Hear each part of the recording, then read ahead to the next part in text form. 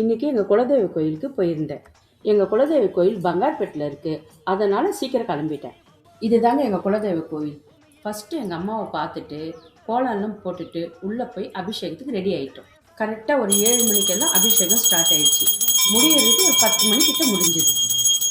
அபிஷேகம் பண்ணது வேறு யாரும் இல்லை, என் பையன்.